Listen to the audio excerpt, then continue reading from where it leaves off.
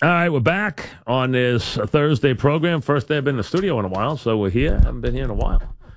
You know, been at the Hard Rock, which has been crazy. But they've been really nice. The people at the Hard Rock have been great. You know, and if they're listening, thank you. The people at the Hard Rock could not have been nicer. They've been really, the staff there, the manager, the people running it they've been wonderful. They really have. They've done They really were very friendly, very accommodating. They really were. Weren't they nice ones? They did a great job. They were great. Yeah, they really were. They were wonderful to us. Thank you for that. They were great. Let's get some calls in. Ken in Long Island. What's up, Ken? How you doing? What's happening? Oh, great game by Tanaka last night. I think he proved he's a money pitcher. Hey, you cannot quit. Listen, Tanaka has showed you he knows how to rise to the occasion. He has pitched sensationally here in the postseason. He's been wonderful. So yes, he has shown himself to be a big game pitcher. Absolutely. Well, looking ahead to Game 7, it seems like the feeling is Houston's going to pitch Morton. I think if I wouldn't. I'd pitch McCullers. I wouldn't say anything. Exactly. I'd start McCullers the way he'd be on 3 days rest. I'll have him backed up. And I think he took Keuchel out when he did yesterday, thinking about Game 7. I think he absolutely said, "Listen, if I'm going to lose this game today, my bats are dead. I'm going to have Keuchel for a couple innings if I need him.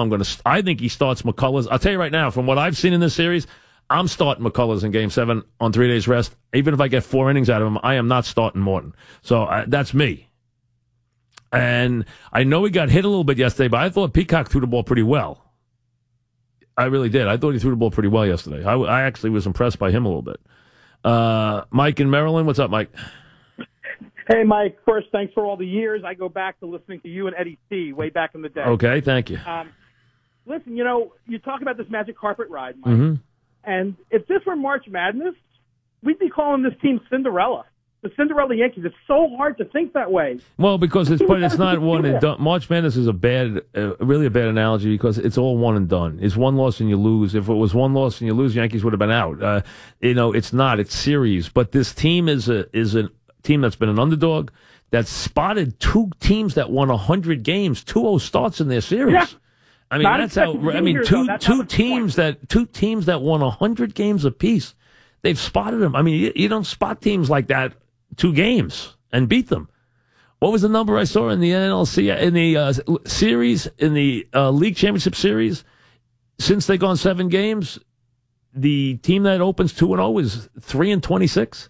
So it's not like it happened. Open 0-2 and you're 3-26. I mean, it doesn't happen very often.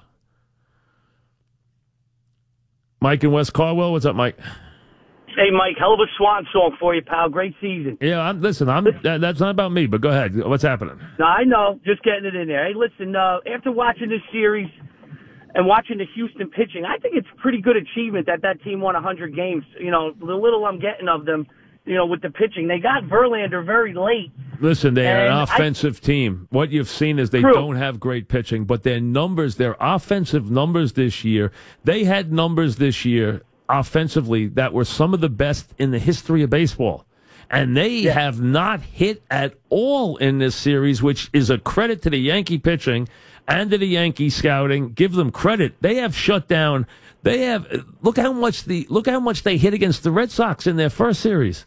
They have 21 hits in 5 games. You got to give the Yankees then the kudos because they're starting I think without pitching, them getting it's been unbelievable. Without them getting Verlander, this series could be over. Listen, they don't have enough pitching. I totally agree. Without Verlander, they wouldn't have gotten this far.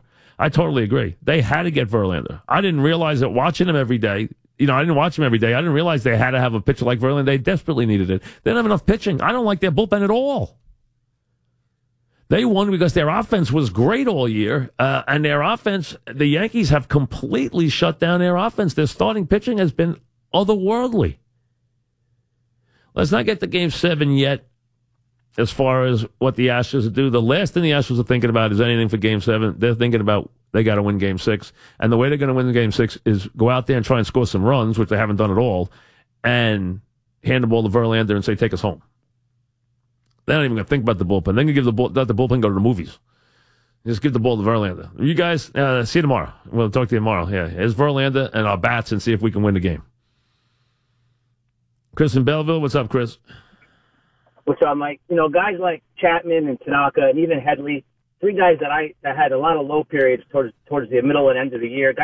All three guys I kind of wrote off even as being relevant towards the end of the year. I mean, they've been money. I mean, I don't know who I'm more surprised about turning around, Chapman or Tanaka just being like. I'm not surprised about either of them. I'm shocked by Sabathia because I thought Father Time had gotten there. I thought he was done.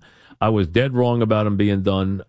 Listen, we knew Chapman just was going through a rough patch. He's got incredible stuff. So he's got an arm from God that is otherworldly. So, I mean, he's Chapman. Yeah. That's not an issue. Tanaka's always had great ability. It's just a question of his stamina. And this year he had trouble just finding it. He just really had trouble finding his arm slot and just getting comfortable this year. He's got great ability. We knew that. We had seen it at times that he had. But Sabathia has stunned me that he's been this good in the series. Yeah. And in the playoffs. He has actually shocked me. Mike, one more thing. I was at the game in 2001 when Jeter hit the home run. They called him this November. I remember leaving that game thinking there's no way in the world the Yankees weren't going to go to Arizona to win one of those two games. So as excited as I am and all the fans. I was at every – listen, not only that, I was at every game in that series. I was at all the games at Yankee Stadium, and I was in the ballpark Game 6, and I was in the ballpark Game 7.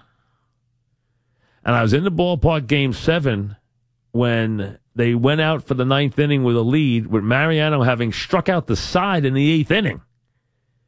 And they lost in the ninth inning.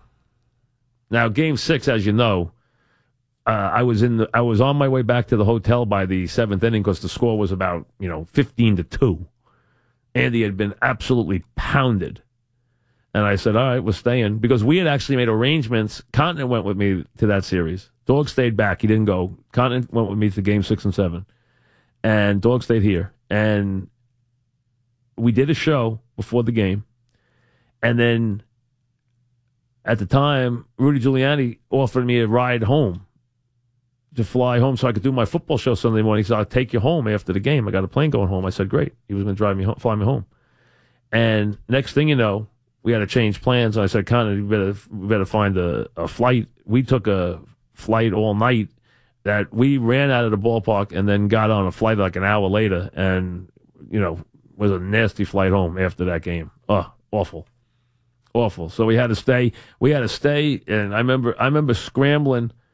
I sent Conant out while I was watching the football games and doing a pre-show before the game. And our big theme was whether Clemens would be up to that big game because he had not been pitching great big games in the postseason, and he pitched great that night against Schilling. And Soriano hit the home run. I sent Conant out to buy tickets out because they were, there it's legal. You can scalp tickets outside the ballpark. It's allowed. There's rows of guys scalping tickets in Arizona before Game 7 outside, so you can buy tickets anywhere. But he went out and bought tickets for us for the seventh game. I remember it well and sat through that seventh game. And I'm telling you, I've referenced this a couple times through the years. There was a lady sitting next to me at Game 7. Kind of a well-to-do lady, typical Western lady from Arizona with the jeans and the white shirt and the jeweled belt and the, fancy boots. And she's like, "Oh, we have no chance. This guy's unfair. This pitch is unfair." And I never forget that as we went to the bottom of the ninth, and after he had struck out the side, he was strikeout, single, strikeout with the middle of the order in the eighth inning. And then we know what happened as the ninth inning started. Jason in Westchester, what's up, Jason? Hey, Mike, what's going on? What's How's happening? everything? What's up? Listen, if this thing goes 7 games, Sabathia is only giving you 5. So if this thing is tied up after like 6 or 7 innings tomorrow, we're definitely going to need the bullpen. Chapman probably has to go 2 for Game 7. Who exactly do you use, and how many innings can you possibly get? You cannot listen. If Joe Girardi has a chance to win this game tomorrow, he does not even consider Game 7. He does what he has to do to win the game tomorrow. He will not say, "Well, I can't pitch my pitches here with a lead or in a tie game because I got to worry about tomorrow." Joe will worry about tomorrow. He will not, because you don't know that you're going to need Chapman in Game 7. You don't know what Game 7 might be. Game 7 might be 12-0 one way or the other. You can't predict what the next game's going to be. You play Game 6. The Yankees play Game 6 like it's the last game of their life except for their starting pitcher. You can't worry. The Yankees are up. If you're Arizona, you play Game 6 for your life, and you're just trying to get to Game 7. If you're the Yankees, you can't. You don't have to use Sabathia in any way, and you might even be able to reserve one reliever, but it can't be Chapman. You're going to go to your A guys, and you're going to go for it. That's it in Game 6. That's what you're going to do.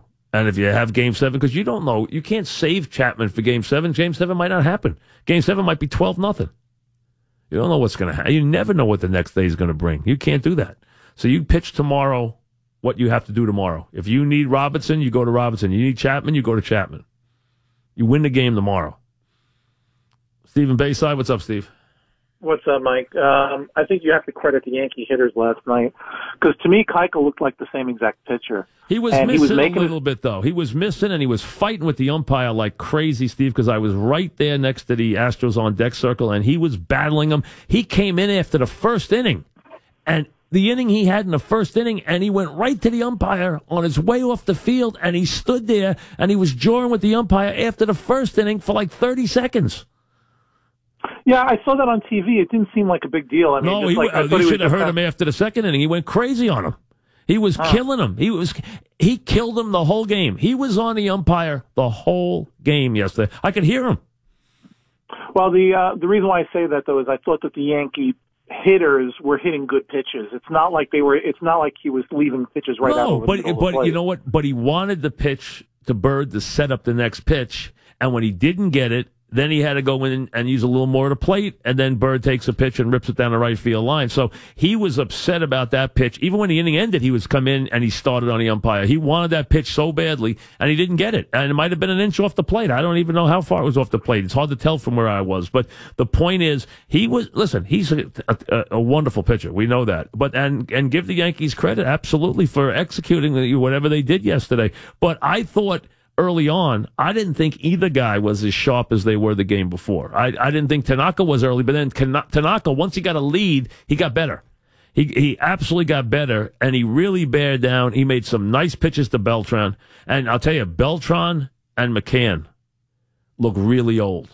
In person, they look really old, and they've both been really scary Yankee Stadium hitters. And I love McCann. He's been on the show a million times. He's a great guy. He really looks old at the plate. He really does. Yeah, and also I do think that the Houston hitters are starting to feel it too, because there were a lot of those guys. Oh, let me tell you, they were an unhappy bunch yesterday, and they were slamming a lot of stuff around, and there was a lot of stuff in their dugout. They were not a happy bunch, and you could see it building, and especially in Springer and Reddick, who have had a nightmare in this series. Springer's got one hit, Reddick's got, and it was a bloop single, Reddick's got no hits. Yeah. One other thing, too, if you ask most Yankee fans who you think has been the most productive hitter over the course of this postseason this year, I think people might say, because Judge got hot, or maybe Sanchez, it's been Didi. Or maybe you'd say Didi. No, actually, the guy who has the top OPS on the team for the postseason is Bird. It is Bird, but I think Didi's had the bigger hits, though. Him. But I think Didi. Listen, I think everyone's been very high on Bird. I think Bird's had a great postseason, but I think Didi's got the big hits. I mean, let's be honest. They didn't beat Cleveland without Didi's home runs. They don't beat Minnesota without Didi's 3-run home run. I think you're right about statistically Bird, and Bird's had big hits. I think Didi's had enormous hits. I mean, Didi's had huge home runs. He won the game with his two home runs in Game 5. He, won the Minnesota game. That was the biggest hit in the Minnesota game. Getting those 3 runs back in the first inning was imperative in that game. Didi's had so many big hits, but Bird's been terrific. Absolutely terrific. I agree. He's had a great postseason. He's been and I think Frazier's hit pretty well. His defense hasn't been that great. But I think his offense has been very good. He's gotten on base a lot. He's been very productive, and he's hit a lot of loud outs too. Here's Erica.